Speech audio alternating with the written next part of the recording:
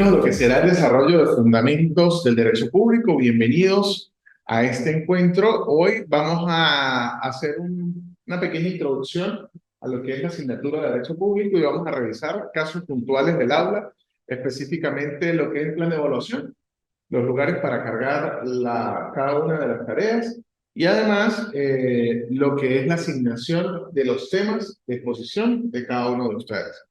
Mi nombre es Jordi Sánchez, mucho gusto. En el video de presentación pues pueden tener mayor información sobre lo que es mi trayectoria académica.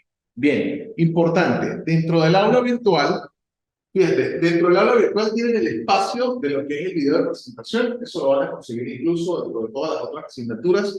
Lo importante aquí es donde dice el espacio de plan de evaluación. Aquí consiguen el plan de evaluación y es una carpeta donde tienen los otros archivos de los contenidos específicos que vamos a desarrollar durante la asignatura. Muy bien. Otra de las cosas importantes aquí es donde dice anuncios y aviso del facilitador. Ustedes pueden ingresar dentro de este foro y pueden hacer preguntas sobre las situaciones específicas de la materia y van a tener incluso lo que son los mensajes oficiales que presenta el profesor a cada uno de ustedes dentro de la materia. Bien.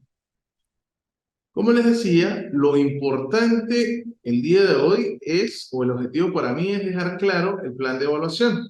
Y para eso, luego de entrar en la carpeta, vamos aquí donde dice Fundamentos del Derecho Público, cuadro. Dentro de ese cuadro vamos a tener la posibilidad de ver lo que son los 4 elementos de evaluación, los 4 instrumentos de evaluación. Estos instrumentos fueron construidos según la consulta que se les hizo al principio del trimestre. Solamente 2 participantes me contestaron y en base a eso se desarrollaron. La primera parte de lo que es esta evaluación consiste en... Ok, ya usted está compartiendo pantalla. ¿Cómo deberíamos? Ok, esta sí. Ahora sí. La primera parte consiste en hablar sobre el estado de los elementos que lo componen y las formas que componen ese estado. Para eso vamos a desarrollar una exposición. Son 4 evaluaciones. Cada una de las evaluaciones tiene un porcentaje de 25% y tienen oportunidad de entregarlo desde el 25 de septiembre, es decir, desde ayer hasta el próximo 7 de octubre. Si ustedes revisan, tienen incluso unos días adicionales a los días que establece la primera evaluación de la universidad. Entonces, esto como para que tengan un poquito de flexibilidad en cuanto a la entrega. Todas las fechas que consigan aquí, fíjense que dice lapso. En derecho, cuando nosotros hablamos de lapso, lo contraponemos a lo que es un término. Un término es, debe esperar que llegue el día 20, y en el día 20 lo entrega. En cambio, en un lapso, le dicen, tiene un lapso de 20 días para entregar. Eso quiere decir que tiene desde el 1 hasta el 20. Entonces, esa es la diferencia puntual, empezando nosotros como abogados que debemos tener, ¿no? Cuando nos digan un término es que debemos dejar correr el lapso y esperar ese día. O sea, debemos dejar correr el tiempo y esperar ese día, al 6.º día hábil, al 8.º día hábil, o sea, debemos dejar correr. En cambio, cuando dice un lapso, quiere decir que puede pasar dentro de cualquiera de esos días. Dice un lapso de 15 días hábiles. Dice un lapso de 15 días hábiles, es decir, yo puedo entregarlo desde el día 1 hasta el día 15. ¿Ok? Bien, esto es una exposición, es individual, el tema está aquí, dice el estado, los elementos que lo componen y sus formas. La segunda parte o la segunda evaluación tiene un lapso de entrega desde el 16 de octubre al 21 de octubre. Los temas, ya los vamos a revisar, se encuentran también disponibles en la plataforma. ¿Qué es lo importante de la exposición? La exposición, ustedes van a desarrollar una presentación como si se encontraran en el aula. Ustedes van a preparar su material de apoyo, pueden preparar láminas en digital, pueden preparar láminas impresas, láminas dibujadas, este papel lo utilizaba uno, no hay ningún problema. ¿Qué debe tener ese material de apoyo? Primero, que sea pertinente con lo que usted está poniendo. Segundo, que usted lo utilice. Tiene que utilizar el material de apoyo. Y tercero, no puede ser una lectura. Estamos en la universidad, vamos a ser abogados dentro de muy poco y necesitamos que dentro de la exposición se desarrolle el análisis, su punto de vista, su criterio, bien sea contrastando, bien sea analizando, bien sea añadiendo, interpretando, pero tiene que ser su punto de vista. Que eso no es que se va a satanizar a la persona que, como yo, por ejemplo, diga, bueno, los temas individuales a revisar el documento están en la asignación de temas. Tú puedes leer el material de apoyo porque para eso es un material de apoyo, pero no es una lectura corrida. Porque se ha mal acostumbrado a que la lectura se hace desde el buenos días hasta muchas gracias. Y no estamos hablando de lectura. Si en una de las exposiciones hay una lectura, la calificación va a ser extremadamente baja. ¿Sí? Debemos cuidar dentro del material de apoyo, dentro de las herramientas de apoyo. Fíjense que hago énfasis en el material de apoyo porque yo lo evalúo, yo lo considero. Porque hacer un material de apoyo, hacer unas láminas implica tiempo, implica incluso un gasto de tiempo, de materiales. Entonces, yo lo valoro. Y como se va a valorar, entonces debe ser un material pertinente, deben cuidar las reglas de ortografía y debe ser un material que no esté cargado de toda la información que usted consigue en internet y simplemente copió y pegó y usted pasa a leer. ¿Ok? Muy puntuales con eso. Ojo, pero profesor, ¿de cuánto tiempo la exposición? Bueno, esa exposición, los temas son específicos y usted puede tardar entre 5 y 8 minutos y ya 8 minutos es extenso. ¿Ok? Que eso no quiere decir que usted va por 4 minutos y empiece nervioso o nerviosa a decir, no, es que se me va a acabar el tiempo o no tengo más nada que decir. No, aquí no hay una camisa de fuerza en cuanto al tiempo. Lo importante es el tema y el manejo del tema que usted presente dentro de la exposición. Entonces, no hay una camisa de fuerza con el tiempo. Usted, ¿qué es lo importante? Que la cámara esté en un sitio fijo. Si usted va a grabar con un celular, por favor, procure que use de forma vertical, sino de forma horizontal. Esto facilita mucho mejor o mucho más lo que es la imagen. Una vez que usted tenga eso, pues vigile, controle que esté bien iluminado el espacio donde usted va a grabar. Busque un espacio donde usted se sienta cómodo. Si usted se siente cómodo en la sala de su casa, háganlo en la sala de su casa. Si usted se siente cómodo en un escritorio, lo puede hacer en un escritorio. Si usted se siente cómodo con un pizarrón en otro lugar, lo puede hacer en ese sitio. En el comedor, donde usted esté cómodo para presentar. Si usted lo quiere hacer de pie, lo hace de pie. Si lo quiere hacer sentado, lo hace sentado. ¿Qué es lo importante? Que dentro de esa presentación, pues, se vea la persona que está exponiendo. No es válida una exposición donde no tenemos imagen de la persona que está exponiendo y solamente tenemos el material de apoyo. ¿Ok? Solamente escuchamos la voz y no tenemos la visual de la persona que está exponiendo. Eso no es una exposición. Una vez que usted tiene eso, usted lo carga a YouTube. Usted lo sube a su canal de YouTube. Y cuando lo tenga cargado en YouTube, que ojo, este es uno de los pasos neurálgicos, cargarlo a YouTube. Necesitamos electricidad, necesitamos buena conexión de internet y de bastante tiempo de estas dos para que se cargue. Entonces, es muy mala idea si usted deja para el último momento a cargar eso a YouTube porque no le va a cargar. O le carga y le carga sobre tiempo, o se puede ir la luz, o puede pasar cualquier cosa que todos conocemos. Entonces, hágalo con suficiente tiempo. Después que lo tiene en YouTube, entonces, va a buscar el enlace, ya después que está cargado, copia el enlace, lo pega en un archivo de Word o de PDF, como usted quiera, y ahí sí lo carga la plataforma. ¿Ok? Identifica dentro del archivo, carga la plataforma para que el profesor lo pueda evaluar. Los temas individuales ya los revisamos. Por ejemplo, hoy tenemos en la audiencia, tenemos al compañero Pedro. ¿Qué número de cédula tiene? 14605-153. Vamos a buscar aquí dentro de los que ya fueron. Pedro Luis Pereira Pérez. Bueno, fíjate, tu tema individual es la distribución del poder público, lo tienes en el aula, tranquilo. Distribución del poder público, distribución horizontal, distribución vertical y el fundamento constitucional de esa distribución del poder público.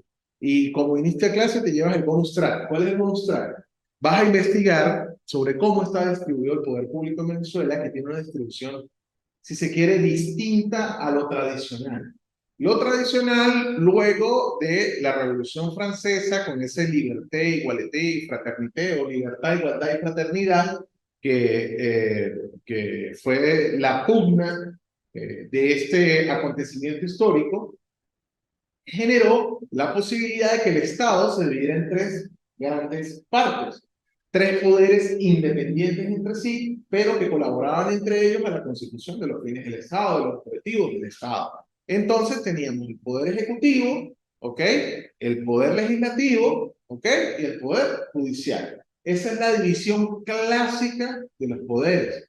Como todos sabemos, a raíz del proceso político que vivió nuestro país, luego del año 1999, y la promulgación a través de una vía constituyente, de una nueva constitución, en este caso de la República Bolivariana de Venezuela, modificada 2 veces, una en el año 2000 y otra en el año 2009, se cambió esta figura o se añadieron dos elementos a esta división de poderes y tenemos una división de poderes diferente a lo que es lo tradicional y tenemos ya los tres poderes tradicionales y a eso tenemos el poder ciudadano y el llamado poder electoral. Este poder electoral que se encarga directamente de regular, coordinar y controlar todo lo relacionado a las elecciones y este poder ciudadano que nace como una idea inicial de nuestro libertador Simón Bolívar en el año 1819 durante la creación del Congreso de Angostura y esa creación de lo que en su oportunidad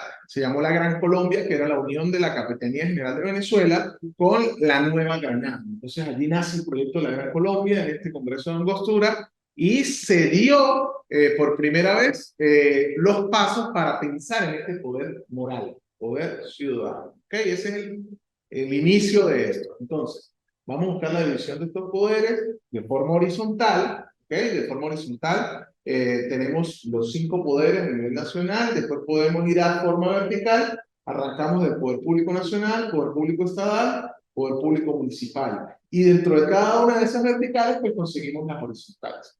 De eso más o menos es tu exposición y ahí vamos a ir investigando sobre ese tema que le toca solamente al compañero Pedro. ¿Qué tema le toca a ustedes que están viendo este video en diferido? Deben entrar al documento que vamos a ver en un instante, en la carpeta que dice plan de evaluación, y allí tienen un espacio que dice temas, y allí están los temas, incluso está con su número de cédula, su nombre, y si tienen una foto dentro del aula, que veo que Pedro no la ha puesto, si tienen una foto dentro del aula virtual, les va a salir incluso con la fotografía. El siguiente instrumento de evaluación es un ensayo académico. Este ensayo es del 6 de noviembre al 11 de noviembre, el lapso para ser entregado. Este ensayo académico se va a hacer respondiendo una pregunta. ¿Cuál es la pregunta? Según la teoría del Estado, ¿puede considerarse a Venezuela como una nación? Usted responderá sí, no, pero debe fundamentar. Este ensayo lo van a desarrollar bajo un archivo Word. Ojo con el copia y pegue, profe, pero es que lo saqué de internet un poquito. Si el copia y pegue es de 1, 2, 4 páginas, 1, 2 líneas, es igual. Tiene 0,1. No, pero es que era solamente ese párrafo y el resto de los párrafos sí es mío. Negativo. Si usted utilizó ideas de un tercero y no las citó, bueno, es una moneda al aire. Puede que el profesor no se dé cuenta, pero si el profesor detecta esta situación, usted tiene uno. ¿Ok? Y quiero aclararlo desde el día 1 para que después no haya ningún inconveniente. Es muy importante dentro de este ensayo, primero fíjense, según la teoría del Estado. ¿Qué quiere decir esto? Debo investigar sobre la teoría del Estado. Debo entender qué es la teoría del Estado, cuáles son los elementos que componen el Estado. Después me dice, ¿puede considerarse a Venezuela como una nación? Debo entender qué es una nación y debo investigar sobre los elementos que componen una nación. Después cruzo nación y Estado y comienzo a ver si las características de cada uno me dan para pensar que Venezuela puede ser considerada sí o no una nación. ¿Ok? Ojo, que de esto ya hay muchos escritos en internet y ya uno los ha leído lo suficiente, ¿no? Entonces, aquí necesitamos es su opinión. Su opinión, como les dije hace un rato, crítica, analítica, qué sé yo, de contraste entre uno y otro, pero que sea una producción personal y con la suficiente respaldo de la investigación que ustedes realicen. ¿Cuántas páginas debe tener esto? Esto se puede responder entre 3 y 5 páginas sin ningún problema. ¿Ok? Ojo, vamos al punto. Según la teoría del Estado, puede considerarse Venezuela como una nación, ¿sí o no? Más nada. ¿Ok? Bien. Y finalmente vamos a hacer una infografía. Una infografía es una representación gráfica del conocimiento donde nosotros buscamos información y una vez tenemos esta información, la filtramos. Pensamos, esto nos sirve, esto no nos sirve. Una vez tenemos esa información filtrada, que concretamos qué es lo que queremos, pues comenzamos a analizar y a buscar la esencia de cada uno de los datos que tenemos dentro de esa información. ¿Y cuál es la esencia de esos datos? Pues generalmente porcentajes, partes intrínsecas de un concepto, principios, años, leyes, ¿ok? Vamos a tener datos muy puntuales que se van a representar gráficamente y se van a respaldar con una imagen. Una infografía no es un esquema, no es un mapa mental, no es un mapa conceptual, no es un diagrama de Gantt, no es un cuadro comparativo. La infografía tiene ciertas características. Y hoy en día, con todos los recursos telemáticos que tenemos, pues es impresionante la calidad de herramientas que tenemos para hacer infografías. ¿Ok? Eh, Ojo con dos situaciones. Copiar y pegar información de Internet tiene. ¿Ok? Si usted copia, analice, traslade los datos, filtre esos datos y haga una producción propia. Si usted utiliza sistemas de inteligencia artificial para generar la infografía, bueno, ojalá que sea uno muy avanzado y que no lo detecte los mismos sistemas de inteligencia artificial que tenemos como facilitadores para revisar si la infografía fue realizada por el participante o no. Entonces, desde un principio dejo claro estas situaciones para que no exista ningún problema. ¿De qué es la infografía? Vamos a desarrollar dentro de los sistemas de gobierno la participación política y las formas del Estado de 3 países de cada continente. Repito, hay 5 continentes, ¿ok? De esos 5 continentes usted va a escoger 3 países de cada uno. Es decir, al final usted va a buscar información sobre 15 países, exactamente. Vamos a buscar información sobre 15 países. ¿Qué información vamos a buscar? Sistemas de gobierno, forma de participación política y la forma del Estado. Entonces, 5 continentes, 3 países por continente, lo que me da 15, y de esos 15 voy a buscar 3 datos. Es decir, voy a buscar 45 puntualidades. ¿Ok? Dentro de esas 45, pues obviamente las voy a ordenar de una manera gráfica, que sea creativa, que sea presentable. Y esta herramienta, más que todo, permite que ustedes dentro de la investigación puedan ir revisando dentro de esta biblioteca del mundo, dentro de la aldea global, ustedes se den cuenta que dentro de cada estado puede existir un sistema de gobierno, una forma de participación política y una forma del estado totalmente diferente. Por ejemplo, vámonos a América.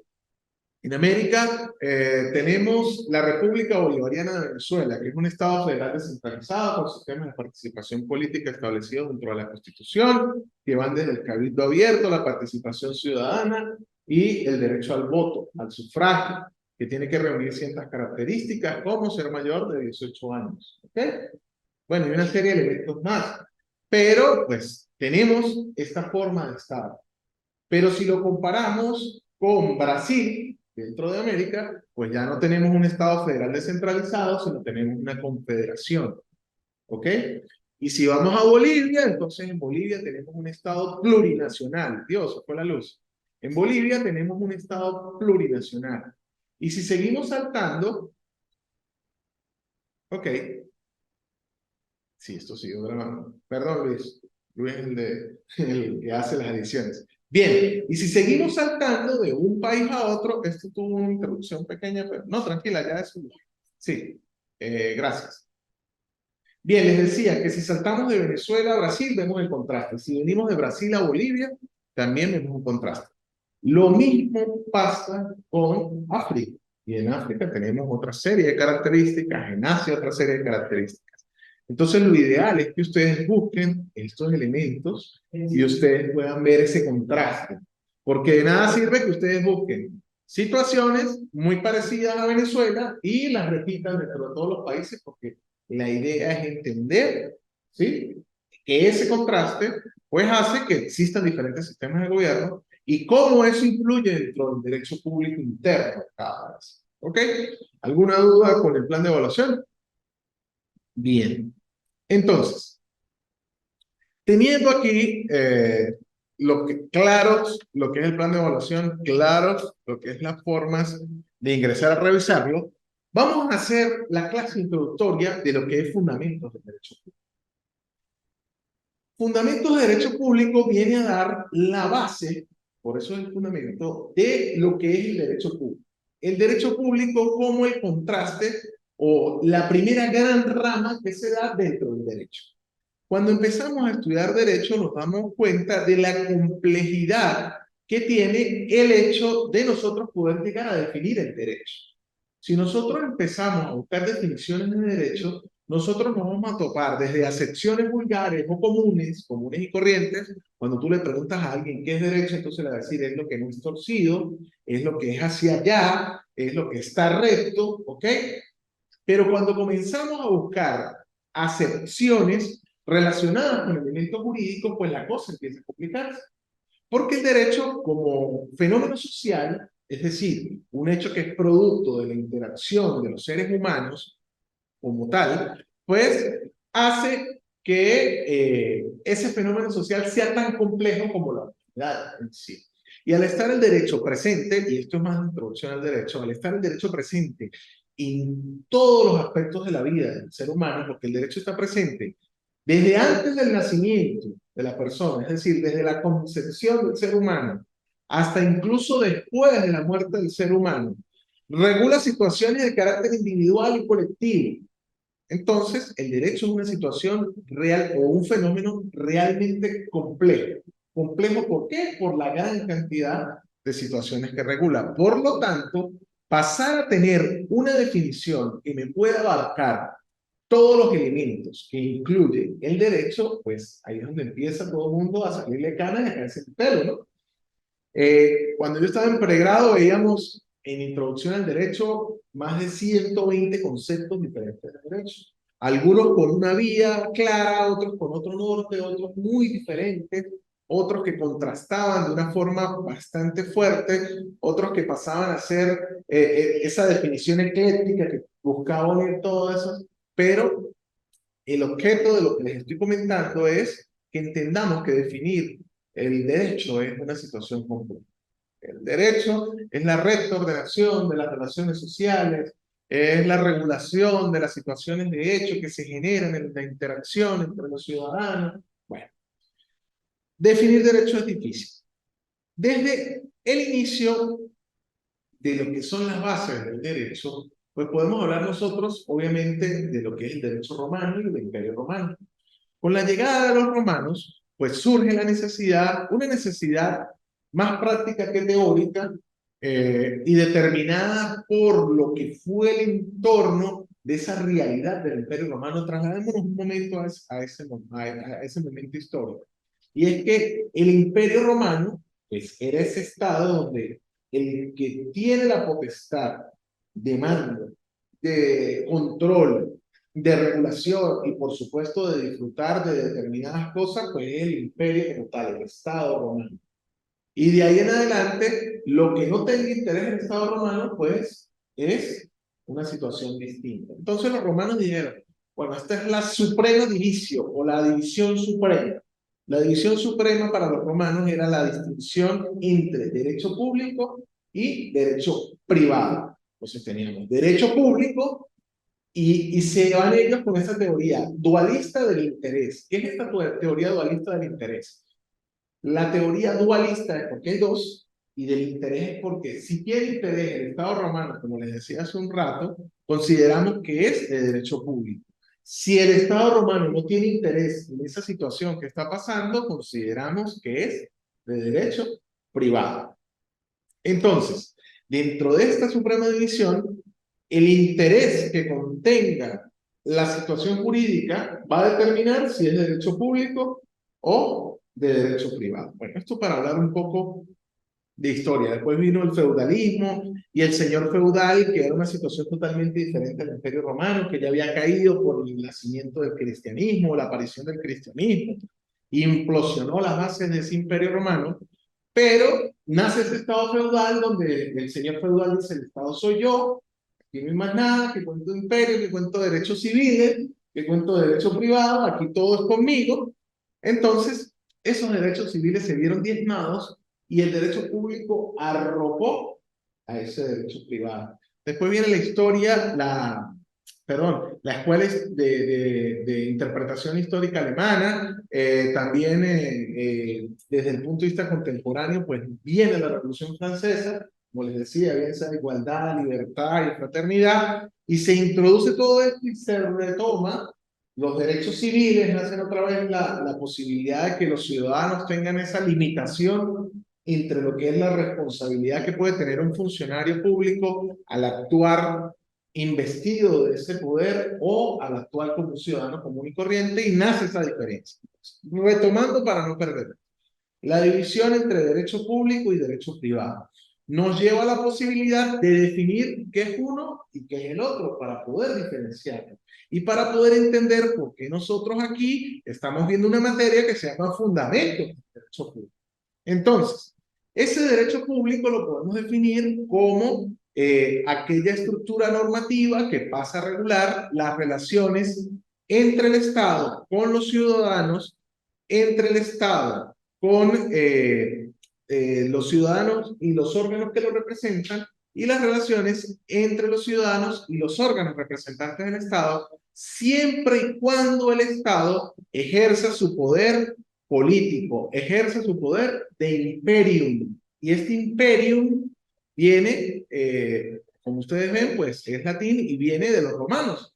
Pues todavía utilizamos conceptos romanos para definir una situación como el derecho público. Entonces, ese poder de imperium es aquella característica, aquella facultad de fuerza, de poder, ese estrado en el que se encuentra el Estado, donde el Estado actúa como Estado, o los representantes del Estado actúan tomando decisiones con facultades dadas por el Estado.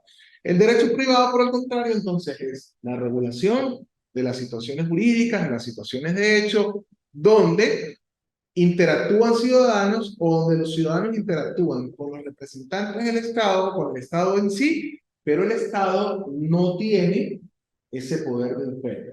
Es decir, se despoja, se baja de ese trono y está en igualdad de condiciones. Cuando nosotros hablamos, ¿por qué la diferencia de esto? Les decía hace un rato que es importante entender, por ejemplo, cuando un funcionario actúa de carácter particular como persona, como ciudadano, y cuando un funcionario actúa ejerciendo el poder que le da el Estado. ¿Ok? Esa es una de las cosas. La otra es poder limitar y tener la posibilidad de reconocimiento de derechos, de esa libertad de desenvolvimiento, de expresión que debe tener el ciudadano en el ámbito de ese derecho privado. De allí en adelante, pues podemos decir otras cosas importantes de ese derecho público. Ese derecho público me da situaciones desde el punto de vista jurídico, por ejemplo.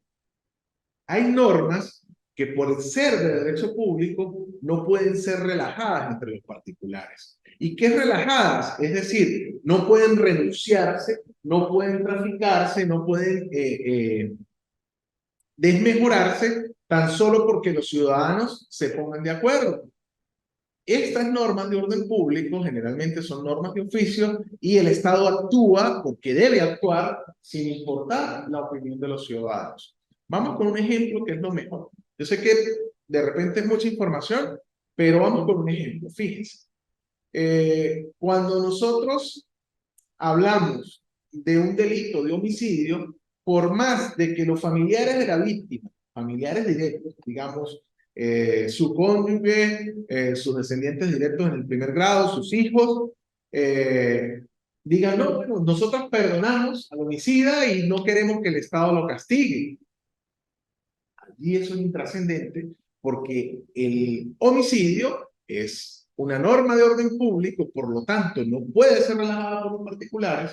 Los particulares, por más que quieran, no pueden ponerse de acuerdo y dejarla sin efecto, y el Estado debe actuar y debe participar, en este caso de oficio, debe hacerlo.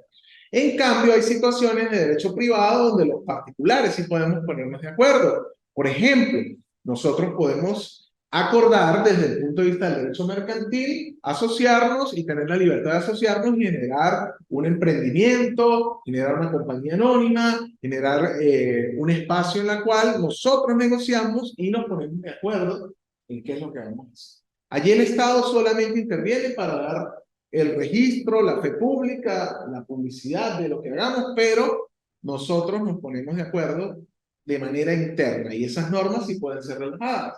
¿Sí? Allí hay una negociación. Por eso es derecho privado.